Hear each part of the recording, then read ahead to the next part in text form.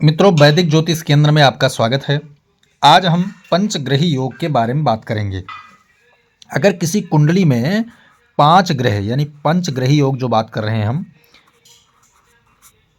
पंचग्रही योग, इसकी चर्चा आज हम विशेष तौर पर करेंगे क्योंकि मेरे पास कमेंट बॉक्स में बहुत सारे ऐसे आए हैं कि पंचग्रही योग के बारे में हमें बताइए। तो पंचग्रही योग के बारे में चर्चा करेंगे। आप यहाँ कुंडली आप देख के समझ गए होंगे कि किसी भाव में 5 ग्रह एक साथ बैठे हों तो उनका फल क्या रहने वाला है और उनका बलाबल हम कैसे निकालें। ठीक है, उनके विषय में हम बिल्कुल सिंपल और सरल तरीके से वैदिक ज्योतिष के सूत्रों को अप्लाई करके निकालेंगे उनका बलाबल और उनके फल को भी समझाएंगे। ठीक है, पहली बात तो एक चीज़ ये समझ लेना चाहिए कि जिस भाव में 5 ग्रह एक साथ बैठ जाते हैं उस भाव, उस राशि का मापदंड जो है कई गुना बढ़ जाता है। मापदंड और लाभ जो है प्लस में कई गुना हो जाता है। ठीक है ना, कई गुना प्लस में बढ़ोतरी हो जाती है उन चीज़ों की, बढ़ोतरी जो है हो जाती है उन चीज़ों की। तो बढ़ोतरी करते हैं तो उस भाव का फल तो हमें पूर्ण रूप से मिलेगा, उस राशि का भी हमें मिलेगा और उस राशि के स्वामी जहाँ भी कहीं होगा या स्वराशि का ही बैठा होगा उसकी दृष्टि जहाँ जहाँ जा रही है उसका फल भी हमें मिलेगा। तो कितने प्रकार के फल हो गए हमें जो अच्छा नसीब हुआ। भाव, भाव हमारा मजबूत हुआ। ठीक है, राशि हमारी मजबूत हुई और जो दृष्टि डाल रहे हैं, दृष्टि जो दृष्टिपाद है ग्रहों की, वो हमारे मजबूत हुए। तो ये फल हमें कम से कम अच्छा पहले नैसर्गिक रूप से मिलने का स्वभाव है। लेकिन इनमें भी एक खराबी आने का कारण है, वो भी सटीक तरीके से जानना बहुत ज़रूरी है कि अगर हमारा ये जैसे 5 ग्रह बैठ गए तो क्या हमेशा के लिए यह चीज़ें हमें अच्छा मिलेंगी पंचग्रही योग में? नहीं, वो कब होगा? वो 2 ग्रह डिपेंड करते हैं पंचग्रही में। एक बहुत छोटा सूत्र है अप्लाई करके, राहु और केतु। राहु केतु निर्भर करते हैं इन योगों को जो है भाव और राशि दृष्टि इनको सही रखने में या इनको कट करने में या इनके भाव को घटाने में, बलाबल घटाने में राहु केतु की बड़ी भूमिका होती है क्योंकि इनके पास ना तो कोई राशि है ना कोई भाव है इनका। तो ये जहाँ पे जाते हैं तो अपना स्वभाव उस ग्रह के साथ मेलाप के रूप में डाल देते हैं, तो उसके में एक प्रकार का ग्रहण लगाने का काम करते हैं। अब हम चलते हैं 5 ग्रह को समझेंगे। अगर किसी के लग्न में चंद्रमा, राहु, गुरु, मंगल और बुध एक साथ 5 ग्रह हो गए ना, 5 ग्रह इस प्रकार से किसी कुंडली में बैठे हैं, किसी कुंडली में 5 ग्रह ये विद्यमान है, तो उसका फल क्या होगा?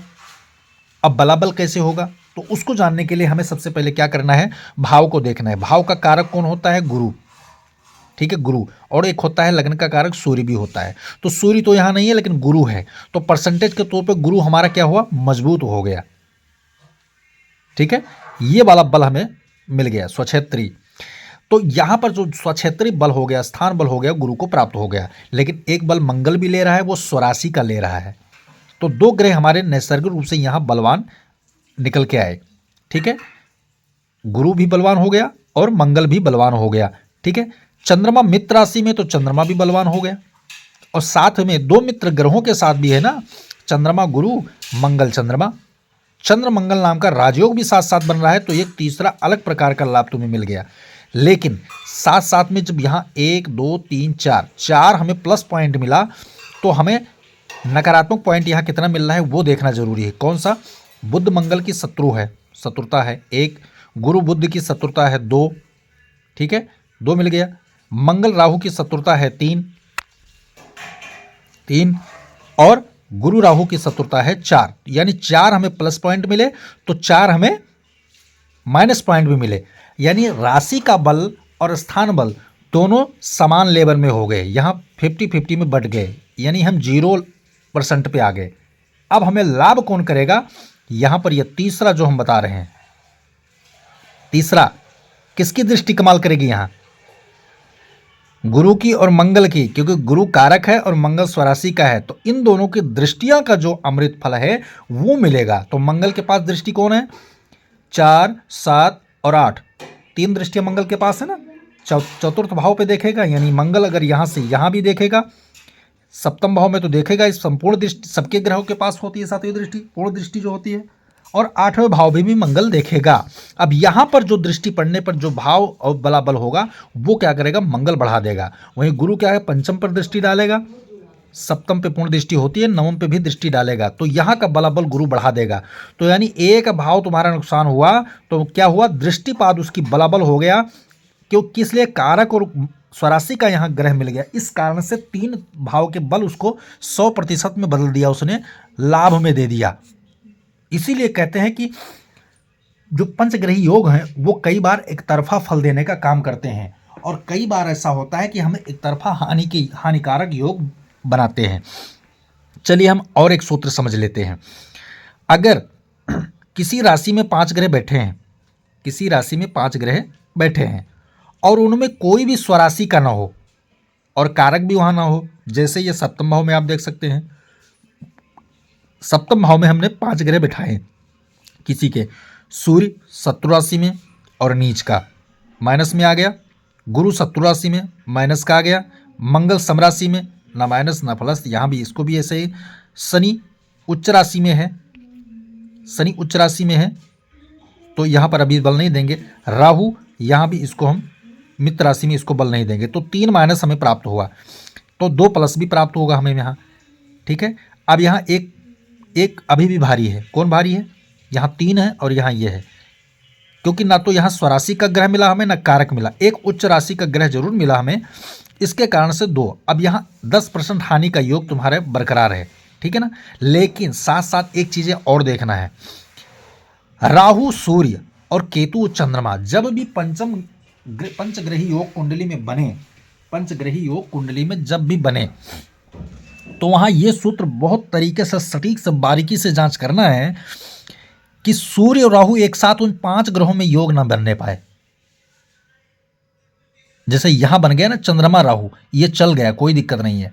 अगर केतु होता राहु के जगह पे तो इसका बल जो होता वो खंडित होता, क्योंकि अलग प्रकार का द्वंद्व चालू हो जाता, ग्रह में द्वंद्व यानी आपसी लड़ाई चालू हो जाती, जो यहाँ पर चालू हुई। तो इस भाव का पूरा फल जो है खराब करने का काम कर गया कौन, सूर्य राहु मिलकर के। अब इसका फल क्या होगा, इनका गृहस्थ जीवन नहीं चलेगा, पहली बात तो विवाह ही नहीं होगा, अगर विवाह हो भी गया तो तलाक हो जाएगा, या दोनों का आचरण खराब होगा, पारिवारिक विवाद होगा, लड़ाई झगड़ा होगा, या कई विवाह योग भी बन सकते हैं। पार्टनरशिप नहीं अच्छा रहेगा, बिजनेस में घाटा हो गया, व्यापार आप कर नहीं सकते, व्यापार में बार बार घाटा होगा। इनका फल इस तरह निकल के, जो ग्रह थोड़ा सा भी इधर उधर खसका वो अपना फल देने की कोशिश करेगा, लेकिन ये ग्रहण योग जो यहाँ बन गया, प्रबल ग्रहण योग, ये इन ग्रहों के फल को खा जाएगा। तो इस तरह का योग, पंचग्रही योग किसी कुंडली में बने तो उनमें सूर्य राहु या चंद्रमा केतु का योग नहीं होना चाहिए। सूर्य केतु चंद्र राहु का योग चल जाएगा, कोई दिक्कत वाली बात नहीं है। एक सूत्र और मैं समझा देता हूं, जिन पंचग्रही योग में बुध का स्थान ना हो या बुध भाग ना ले रहा हो, ध्यान से सुनना, जिन पंचग्रही योग में बुध भाग ना ले रहा हो उसका बल ऑलरेडी यानी कि 100% अगर लाभकारी योग है वो पूरा मिला करके, लेकिन बुध भाग नहीं ले रहा तो उसमें 20% एक्स्ट्रा तौर पे माइनस करके रखो हमेशा, क्योंकि बुध जो होता है ना वो सभी ग्रहों के बल को बढ़ाने का काम करता है। जब युति योग की बात होती है, युति योग की चर्चा होती है कुंडली में, ठीक है, युति योग की, क्योंकि ये सप्लायर है, सप्लाई चेन का स्वामी है बुध ग्रह, ठीक है, सप्लाई ग्रह का स्वामी है। सूर्य और शुक्र के दोनों मध्य का जो भाव होता है वहाँ बुध का अपना एक वजूद होता है, इफेक्टिव चीज़ें होती हैं। सूर्य का ट्रांसफर, एनर्जी ट्रांसफर अगर होता है तो बुध लेके जाता है, और शुक्र के द्वारा जो वीर ट्रांसफर होता है वो बुध लेके जाता है। गुरु के द्वारा जो ज्ञान ट्रांसफर होता है वो कौन लेके जाता है, बुध लेके जाता है। मंगल के द्वारा जो बल ट्रांसफर होता है वो कौन लेके जाता है, बुध लेके जाता है। यानी सभी ग्रहों के साथ ट्रांसफॉर्मेशन का जो बीच का रास्ता तय करने वाला ग्रह होता है वो बुध होता है। तो सभी पंचग्रही योग में, सफल पंचग्रही योग में इस तरीके से बुध का होना अनिवार्य है, बुध का होना अनिवार्य है। और पंचग्रही योग सफल नहीं हो रहा है उसके पीछे 2 कारण है सिर्फ, वो कौन सा है, चंद्रमा केतु एक साथ बैठे हो तो असफल हो जाएगा, और सूर्य राहु एक साथ बैठे तो असफल हो जाएगा। तो आपके समझ में आ गया होगा, जिनकी कुंडली में पंचग्रही योग बन रहा है, अगर ऐसे सूत्र वहां नहीं पाए जा रहे हैं, ऐसे सटीक विश्लेषण जिस तरह हमने बनाया है, तो अगर सबसे क्लियर जो पंचग्रही योग आपके कुंडली में बना वो कौन सा हमने बना के बताया, ये वाला जो योग बनेगा ये 100% लाभकारी योग बन के तैयार हुआ, क्योंकि बुध भी है और चंद्रमा राहु भी यहाँ बैठे हैं। ये पंचग्रही योग जो होगा ये आपके 100% लाभकारी देने का काम करेगा, गुण देने का काम करेगा। लेकिन ये वाला जो होगा या ये वाला जो होगा, राहु सूर्य जहाँ इकट्ठे होंगे वहाँ पर क्या होगा, परसेंटेज में गिरावट आना चालू हो जाएगा और ये वाला भी लाभकारी नहीं रहेगा। तो इस तरह हमने 4 प्रकार के पंचग्रही योग बना के आपको दिखाए हैं जो आपको समझ में आ गया होगा। इसमें लाभकारी इसलिए है क्योंकि चंद्रमा राहु एक साथ हैं, बुध भी साथ में है, यहाँ बुध साथ में नहीं है इस तरीके से। तो हमने जो बना के तरीका आपको विधि समझाई है इस तरीके से अप्लाई करोगे तो ही समझ में आएगा। जय सिया राम।